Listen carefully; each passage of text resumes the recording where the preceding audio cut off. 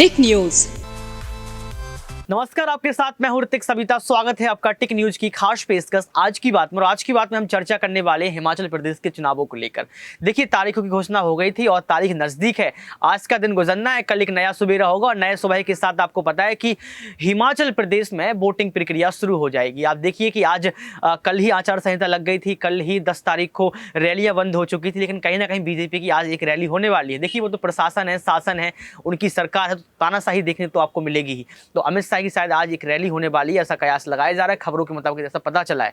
लेकिन हम लोग यहाँ ये बात करने के लिए मौजूद हैं आज की प्रियंका गांधी ने पूरी ताकत झोंक दी, वहीं खड़गे ने भी पूरी ताकत झोंक दी। प्रियंका गांधी ने नरेंद्र मोदी की तरह वेश धारण किया, सर पर टोपी लगाई, खड़गे ने भी हिमाचली टोपी लगाई। उसके साथ आपने देखा होगा कि जहां नरेंद्र मोदी मंदिरों में जाते हुए आपको देखते हैं, हिंदुत्व की बात करते हैं, चंदन या तिलक लगाए हुए देखते हैं, वैसे ही सर कल एक नेहा मैम कल एक तस्वीर सामने आई प्रियंका गांधी की, कि प्रियंका गांधी भी सर में तिलक लगाई हुई थे, हाथ में त्रिशूल लिए हुई थी। तो कहीं ना कहीं ये हिंदुत्व का इशारा है। जो हिंदुत्व की बात हिमाचल प्रदेश में नरेंद्र मोदी करते हैं, अमित शाह करते हैं, उसके साथ वही हिंदुत्व की बात कहीं ना कहीं प्रियंका गांधी ने कल हिमाचल प्रदेश में पेश कर दी। लेकिन चुनाव कल है, कल वोटिंग होना है पहले चरण में, और पहला चरण ही लास्ट चरण है, मतलब एक ही चरण में यहाँ पर वोटिंग होनी है। तो यहाँ पर ये देखना होगा कि कल जो वोटिंग होने वाली है, क्या हिंदुत्व के नाम पर वोटिंग होगी, या प्रियंका गांधी ने जो बड़े बड़े वायदे किए हैं, चाहे वो शिक्षा का वायदा हो, या फिर महिलाओं के लिए 1500 रुपये पेंशन का वादा हो, या इसके साथ रोजगार का वादा हो, या फिर किसानों को सेब का भाव देने का वादा हो, ये जो तमाम वायदे उन्होंने किए हैं, इस पर चुनाव जीतेंगी प्रियंका गांधी, या कांग्रेस जो है, या प्रियंका गांधी हिंदुत्व के नाम पर वोट जीतेंगी। मेरा आपका बहुत बहुत स्वागत है नेहा मैम। मेरा पहला सवाल आपसे यही रहेगा नेहा मैम कि आपको क्या लगता है कि कांग्रेस पार्टी जो नरेंद्र मोदी के पद चिन्हों पर चल रही है, जहाँ नरेंद्र मोदी प्रधानमंत्री हिंदुत्व की बात करते हैं, वहीं एक तस्वीर कल सामने नजर आई जिसमें प्रियंका गांधी तिलक और हाथ में त्रिशूल लिए नजर आई, तो आपको क्या लगता है कि ये हिंदुत्व की राजनीति कांग्रेस को हिमाचल प्रदेश में जिता देगी? देखिए, मैं कहना चाहूंगी इसमें कि हिंदुत्व की राजनीति तो कौन सी सरकार नहीं करती है। क्या बीजेपी यहाँ हिंदुत्व की राजनीति नहीं करती है? लेकिन फिर भी हिमाचल में यहाँ बीजेपी ही सरकार अभी तक सत्ता में थी, चल रही है अभी भी। देखिए, अगर कांग्रेस ने थोड़ी बहुत हिंदुत्व की राजनीति कर भी ली तो ऐसा क्या ही कर लिया यहाँ पर। जाहिर सी बात है, यहाँ पर मैं बता दूं कि जब उत्तर प्रदेश का चुनाव था, उत्तराखंड का चुनाव था, गोवा का चुनाव था, प्रियंका गांधी जिस भी दौरे पर जाती थी, जाहिर सी बात है वहाँ मंदिरों में जाती थी और वहाँ पे वो पूजा अर्चना करती हुई नजर आती थी। देखिए, हिमाचल में तो वैसे हिमाचल यहाँ पहाड़ों की नगरी कही जाती है हिमाचल, और वहाँ पे तो मंदिर जो है वो बहुत ही ज्यादा वहाँ पर मात्रा में नजर आते हैं। तो अगर मंदिर में जाकर टीका लगा लिया, भगवा करके रंग के कपड़े पहन लिए, तो उसको हम हिंदुत्व की राजनीति नहीं कहेंगे यहाँ पर। देखिए, हिंदू है तो थोड़ी बहुत हिंदुत्वता तो हमारे अंदर जागी नजर आएगी। तो यहाँ पर इसको हिंदुत्व की राजनीति कहा जा रहा है, लेकिन मैं कह सकती हूँ कि भाजपा से ज्यादा हिंदुत्व की राजनीति कोई नहीं करता, भाजपा से ज्यादा धर्म की राजनीति कोई नहीं करता है।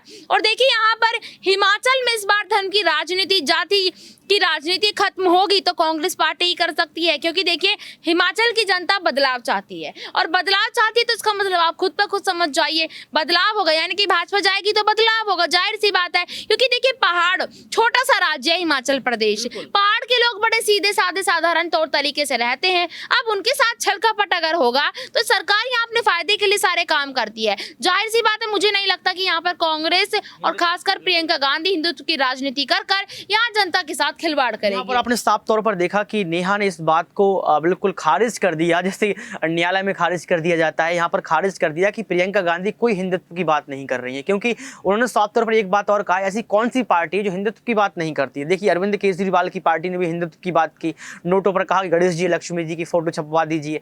वहीं पर नरेंद्र मोदी तो लगातार करते रहते हैं हिंदुत्व की बात। तो यहाँ पर अगर प्रियंका गांधी ने तिलक लगा लिया और हाथ में अगर त्रिशूल पकड़ लिया, तो साफ तौर पर उन्होंने ये कहा कि हिंदू है और हिंदू का ये श्रृंगार है, ये गहना है, तिलक लगाना, हाथ में त्रिशूल पकड़ना, तो कोई यहाँ हिंदुत्व की बात नहीं है। उन्होंने साफ तौर पर यह भी बताया आपको कि हिमाचल प्रदेश छोटा सा राज्य है, और हिमाचली जो पहाड़ी के क्षेत्रों के लोग होते हैं बड़े खूबसूरत और बड़े अच्छे प्यारे लोग होते हैं। तो 68 सीटों पर विधानसभा चुनाव होने वाले हैं। पहले बीजेपी ने जीत हासिल की, बीजेपी ने बड़े बड़े वायदे किए थे जो कहीं ना कहीं पूरे नहीं हो पाए, जिन वादे को कांग्रेस पूरा करने की कोशिश कर रही है, और उन वादों को जनता के समक्ष रैली के दौरान कहा भी है कि जो बीजेपी ने काम नहीं किया है वो बीजेपी का काम अब हम करेंगे, हमें मौका दीजिए। क्या आपको लगता है कि कांग्रेस पार्टी को इस बार हिमाचल की जनता मौका देने वाली है? देखिए, मौका देगी या नहीं ये तो भविष्य बताएगा ऋतिक इसमें, लेकिन हाँ हम यहाँ चर्चा कर सकते हैं, हम यहाँ पर सिर्फ एक कह सकते हैं कयास लगा सकते हैं, क्योंकि देखिए अटकल लगा सकते हैं, क्योंकि इस वक्त प्रियंका गांधी जितनी एक्टिव यहाँ हिमाचल प्रदेश में नजर आ रही है उसको देखकर तो बताया जा सकता है कि देखिए बदलाव जरूर हो सकता है, और बदलाव होना तय इसलिए भी माना जा रहा है क्योंकि कहीं ना कहीं हिमाचल प्रदेश की जनता इस बार ये डिमांड कर रही है कि हमें बदलाव चाहिए। और अगर मैं दूसरी तरफ देखूं तो देखिए जनता कहती है बदलाव चाहिए, लेकिन जब बदलाव करने का वक्त आता है ना तब बदलाव होता नहीं है, सत्ता में वही सरकार बैठी मिलती है। ठीक उसी तरह जिस तरीके से उत्तर प्रदेश में हुआ, प्रियंका गांधी ने उत्तर प्रदेश में ताकत झोंकने की पूरी कोशिश की थी, लेकिन उनकी वो ताकत झोंकनी कहीं ना कहीं फीकी पड़ गई यहाँ सत्ता सरकार के सामने। आपने देखा कि दोबारा से योगी आदित्यनाथ वहां सरकार में बैठ गए। आप एक बात बताइए यार, जब जनता ये चाह रही है कि हमें बदलाव चाहिए, हमें बदलाव चाहिए, तो फिर बदलाव आने के वक्त में दोबारा से वही सरकार कैसे बन जाती है? ये लॉजिक आज तक मुझे समझ में नहीं आया। यहाँ पर एक सवाल और उठता है कि हम लगातार बीजेपी की बात करते रहते हैं, कांग्रेस की बात करते रहते हैं, आम आदमी पार्टी की बात करते रहते हैं, लेकिन एक पार्टी कहीं ना कहीं धूमिल हो चुकी है,